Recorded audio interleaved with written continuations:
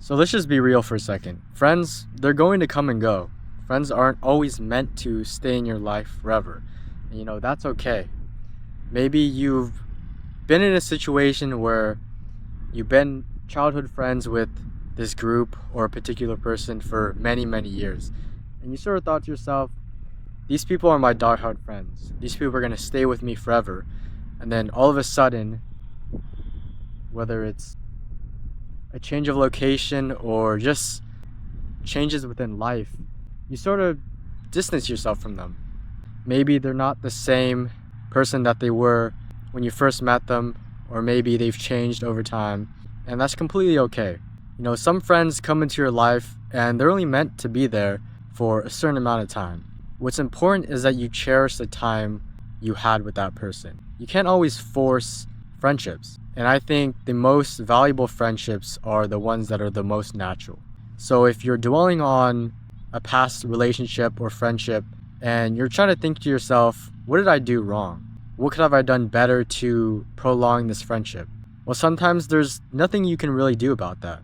Life has a way to sort of tell you that it's time to look for new friends or it's time to find new ones. And that's not always because of you. So you shouldn't put so much blame on yourself because some things you can't change.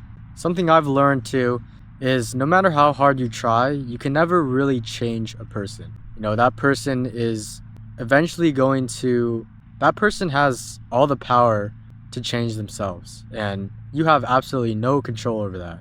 And that's okay. They have the free will to do whatever they want, and there's not a lot you can do.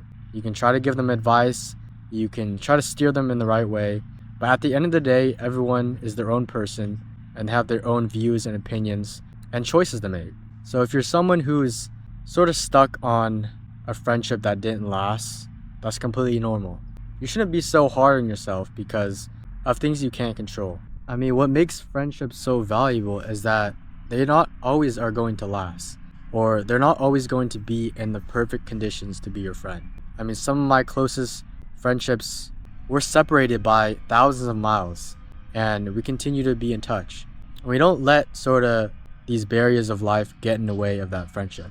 And if they do, that's completely okay too. Imagine every time you meet someone new, you're automatically going to be friends with them for the rest of your life. They're never going to leave your side, and they're always going to be there for you.